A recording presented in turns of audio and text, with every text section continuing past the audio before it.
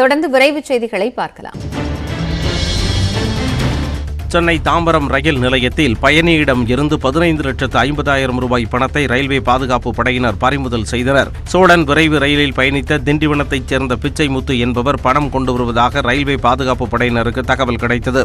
இதனைத் தொடர்ந்து தாம்பரம் ரயில் நிலையத்தில் பிச்சைமுத்துவை பிடித்து விசாரித்தபோது கட்டுக்கட்டாக 15,50,000 ரூபாய் பணம் வைத்திருந்தது தெரிய வந்தது. நகை வாங்குவதற்காக பணத்தை கொண்டு வந்ததாக அவர் கூறியுள்ளார்.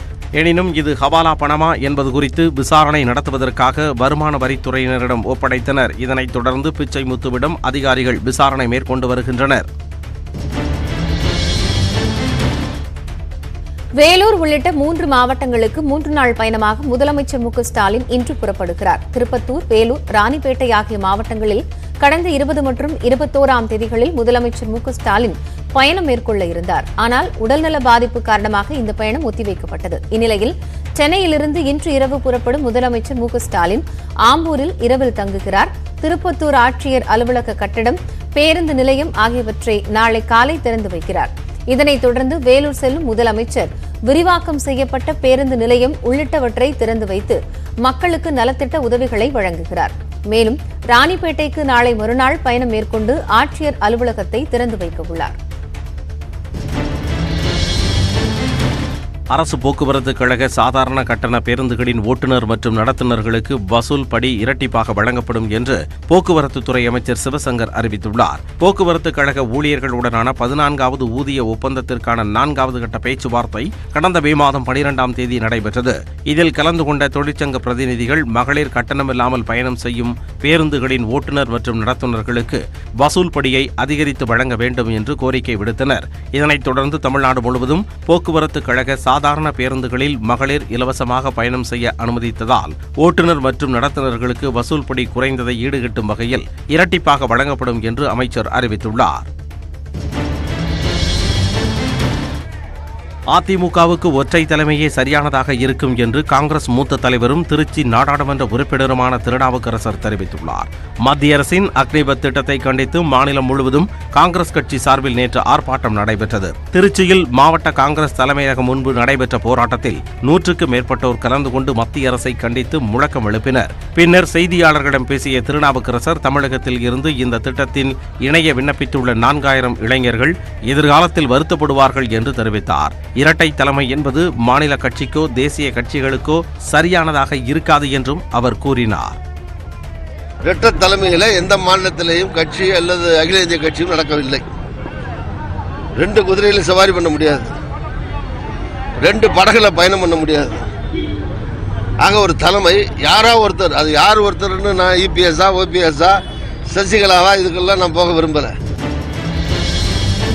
கடலூர் மாவட்டம் சிதம்பரம் அருகே டாஸ்மாக் கடையில் விற்பனையாளர் ஒருவர் மேற்பார்வையாளரை கத்தியால் குத்த முயன்ற சம்பவம் தொடர்பான வீடியோ வெளியாகியுள்ளது. பிச்சாவரம் கிராம பகுதியில் உள்ள டாஸ்மாக் கடையின் விற்பனையாளர் பரமானந்தம் 2 நாட்களுக்கு முன்பு பணியின் போது மதுபோதையில் இருந்துள்ளார். அப்போது அங்கு வந்த மேற்பார்வையாளர் ராமச்சந்திரன் அதை கண்டித்ததாக கூறப்படுகிறது. இதில் வாக்குவாதம் முற்றிய நிலையில் பரமானந்தம் கத்தியால் குத்த முயன்றார். அத்துடன் இருவரும் கட்டி புரண்டு சண்டையிட்டதை அருகில் இருந்தவர்கள் செல்போனில் படம் பிடித்து இணையத்தில் பதிவிட்டனர். இதை ஆதாரமாக கொண்டு டாஸ்மாக் நிர்வாகம் விசாரணை மேற்கொண்டு வருகிறது.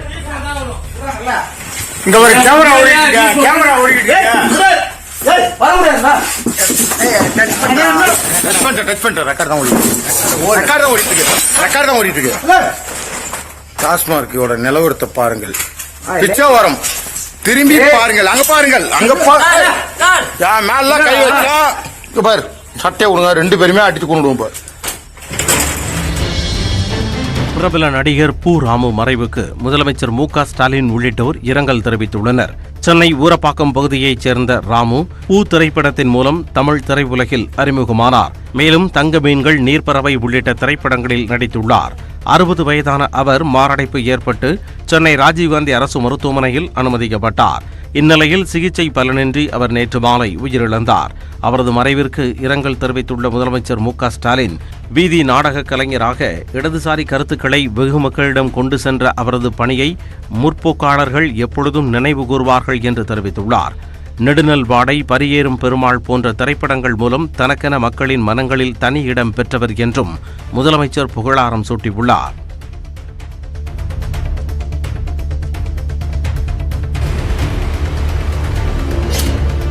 நியூஸ் 18 தமிழ்நாடு செய்தி எதிரொலியால் பொள்ளாச்சி அருகே உள்ள கிராமத்திற்கு மாலை வேளையிலும் பேருந்துகள் இயக்கப்படுவதால் மாணவர்கள் மற்றும் பொதுமக்கள் இனிப்புகளை வழங்கி தங்களது மகிழ்ச்சியை வெளிப்படுத்தினர். இமிடிப்பாளையம் கிராமத்தைச் சேர்ந்த மாணவர்கள் 5 கிலோமீட்டர் தொலைவில் உள்ள கிணத்துக்கடவு அரசு மேல்நிலைப் பள்ளியில் பயின்று வருகின்றனர். காலையில் பேருந்து இயக்கப்பட்ட நிலையில் மாலையில் பேருந்து வசதி இல்லாததால் பள்ளி மாணவர்கள் நடந்தே வீடு திரும்பும் நிலை இருந்தது. இதுகுறித்து பலமுறை அதிகாரிகளிடம் புகார் அளித்தும் பலனில்லை என பொதுமக்கள் கூறினர். இது தொடர்பாக நியூஸ் 18 தமிழ்நாடு செய்தி வெளியிட்ட உடனேயே இமிடிப்பாளையத்திற்கு மாலை நேரத்தில் பேருந்து இயக்கப்படுவதால் ஊரார் மகிழ்ச்சி அடைந்துள்ளனர். காலையில் கரெக்டாக போயிடறாங்க. ஈவினிங் வரும்போது அங்கேருந்து 5 கிலோமீட்டருக்கு பேக் சுமந்துட்டு வந்துட்டு இருந்தாங்க. அப்படி சுமந்துட்டு வந்துட்டு இருக்கும்போது திரும்ப நாங்கள் அதே மாதிரி ஈவினிங்கும் பஸ் வேணும்னு சொல்லி ஊர் பொதுமக்கள் எல்லாரும் மாணவர்கள் எல்லாரும் நாங்கள் போராட்டம் பண்ணணும். காலையில் போகிறக்கு எங்களுக்கு பஸ் இருந்துச்சு, சாயங்காலம் வரக்கு பஸ் இல்லை, இப்போ வந்துருச்சு.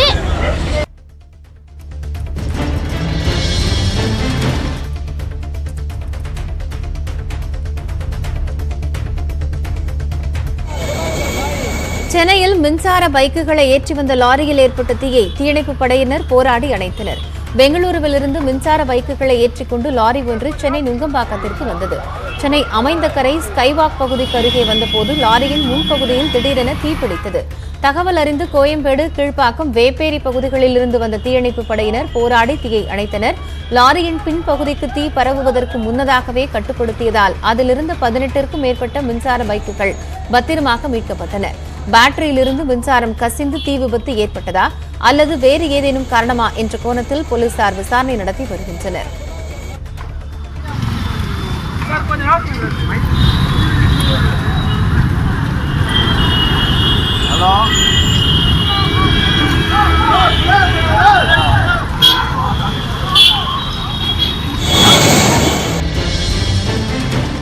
திருவண்ணாமலை மாவட்டம் கர்ணாம்பூண்டி பகுதியில் விவசாய கிணற்றில் டிராக்டர் கவிழ்ந்த விபத்தில் ஒருவர் உயிரிழந்தார். விவசாயி நாராயணனின் மகன் பூவரசன் சொந்த பணிக்காக டிராக்டரை எடுத்துச் சென்றுவிட்டு திரும்பியுள்ளார். அப்போது ஊராட்சி மன்ற தலைவர் பாபு என்பவருக்கு சொந்தமான கிணற்றில் டிராக்டர் தலைகீழாக கவிழ்ந்து விபத்துக்குள்ளானது. தகவல் அறிந்து வந்த காவல்துறையினர் மற்றும் தீயணைப்பு படையினர் டிராக்டரை ஓட்டி வந்த பூவரசனை கயிறு கட்டி பத்திரமாக மீட்டனர். அதே நேரம் டிராக்டரில் அமர்ந்து வந்த குமரன் என்பவர் கிணற்றில் மூழ்கி பரிதாபமாக உயிரிழந்தார்.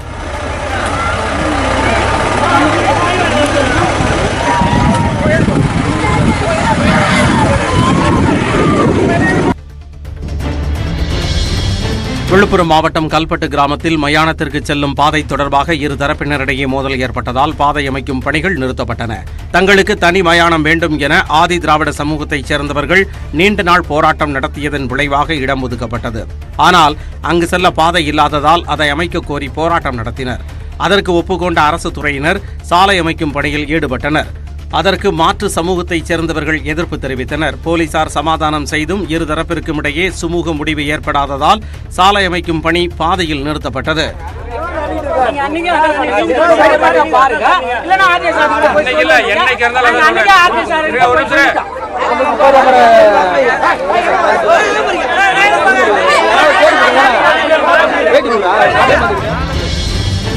காஞ்சிபுரத்தில் இருசக்கர வாகனத்தின் மீது டிப்பர் லாரி மோதி பெண் ஒருவர் உயிரிழந்த விபத்தின் பதபதைக்க வைக்கும் சிசிடிவி காட்சிகள் வெளியாகியுள்ளது. ஏகாம்பரபுரம் பகுதியைச் சேர்ந்த பரமேஸ்வரி வெளியூரில் உறவினரின் துக்க நிகழ்ச்சியில் பங்கேற்றுவிட்டு ஊர் திரும்பிய தனது கணவர் ஆறுமுகத்தை அழைத்து வர சென்றார். அதிகாலையில் இருசக்கர வாகனத்தில் சென்ற அவர் மாநகராட்சி அலுவலகம் அருகே சாலையில் இருந்த புதை வடிகால் இணைப்பு பள்ளத்தை விட்டு சற்று வலதுபுறம் வளைத்தார். அப்போது பின்னால் வேகமாக வந்த லாரி இருசக்கர வாகனத்தில் மோதியதில் பரமேஸ்வரி நிகழ்விடத்திலேயே உயிரிழந்தார். விபத்தை ஏற்படுத்திய சிறுகாவிரிப்பாக்கத்தைச் சேர்ந்த லாரி ஓட்டுநர் ஆனந்த்குமாரை போலீசார் கைது செய்து நீதிமன்றத்தில் ஆஜர்படுத்தி சிறையில் அடைத்தனர்.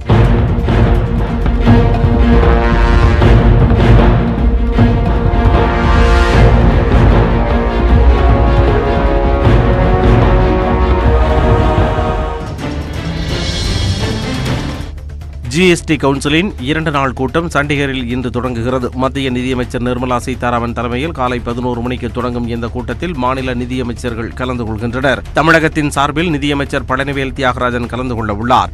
மாநிலங்களுக்கு ஜிஎஸ்டி இழப்பீடு வழங்கும் முறை இந்த மாதத்துடன் நிறைவடையும் நிலையில் இதனை மேலும் 5 ஆண்டுகளுக்கு நீட்டிக்க வேண்டும் என்று மாநில நிதியமைச்சர்கள் கோரிக்கை விடுக்க உள்ளனர். இதுகுறித்து விவாதிக்கப்பட உள்ளது. மேலும் பல்வேறு பொருட்களுக்கு ஜிஎஸ்டியை 5% குறைக்க வேண்டும் என்று விலை நிர்ணய குழு பரிந்துரைத்துள்ளது. இதுகுறித்தும் விவாதித்து முடிவுகள் அறிவிக்கப்படும் என்று எதிர்பார்க்கப்படுகிறது.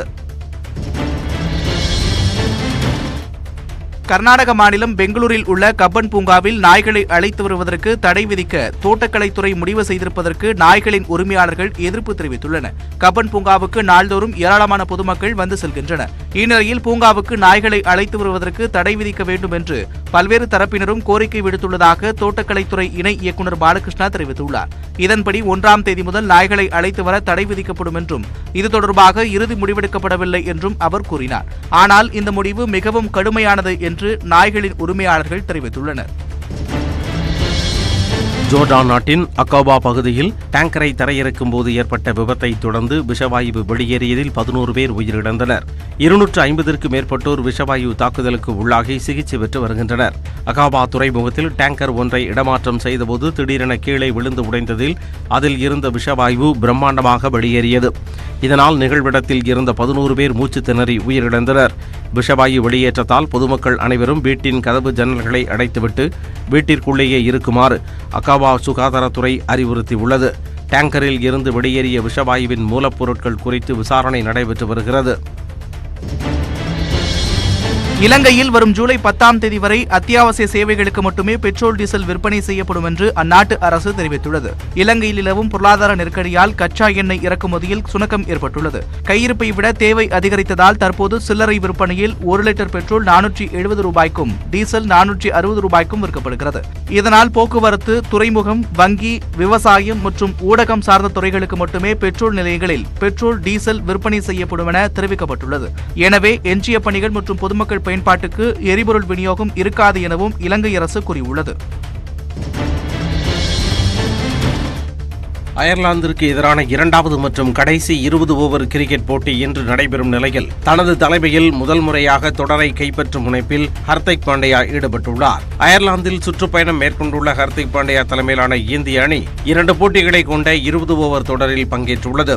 நேற்று முன்தினம் நடைபெற்ற முதல் போட்டி மழையால் 12 ஓவர்களாக குறைக்கப்பட்டது. இதில் இந்திய அணி 7 விக்கெட்டுகள் வித்தியாசத்தில் வெற்றி பெற்றது. இந்நிலையில் 2வது மற்றும் கடைசி 20 ஓவர் போட்டி டப்ளின் நகரில் இந்திய நேரப்படி இன்றிரவு 9 மணிக்கு தொடங்குகிறது. இதில் காயம் காரணமாக ருத்துராஜ் கெய்க்வாட்டிற்கு பதிலாக சஞ்சு சாம்சன் சேர்க்கப்படுவார் என்று எதிர்பார்க்கப்படுகிறது. இதில் வெற்றி பெற்று தொடரை கைப்பற்றும் முனைப்பில் இந்திய அணி ஈடுபட்டுள்ளது. சிபி சத்யராஜ், ஆண்ட்ரியா இணைந்து நடித்துள்ள வட்டம் திரைப்படம் அடுத்த மாதம் இறுதியில் ஹாட்ஸ்டார் OTT தளத்தில் வெளியாகும் என்று அறிவிக்கப்பட்டுள்ளது. கமலக்கண்ணன் இயக்கத்தில் SR பிரபு தயாரிப்பில் உருவான இந்த படத்தின் வேலைகள் கடந்த ஆண்டு நிறைவடைந்த நிலையில் ஹாட்ஸ்டார் OTT தளத்தில் வெளியிட ஒப்பந்தமானது. ஆனால் SR பிரபு தயாரித்த டானாகாரன், O2 படங்கள் வெளியான பிறகே இந்த படத்தை வெளியிடுவது என முடிவெடுத்தனர். அதன்படி முதல் 2 படங்களும் வெளியாகி வரவேற்பை பெற்றன. இந்த நிலையில் வட்டம் படத்தை வெளியிடும் வேளையில் படக்குழு இறங்கியுள்ளது. முதற்கட்டமாக படத்தின் முதல் பார்வை வெளியிடப்பட்ட நிலையில் அடுத்த மாதம் இறுதியில் படம் வெளியாக உள்ளது.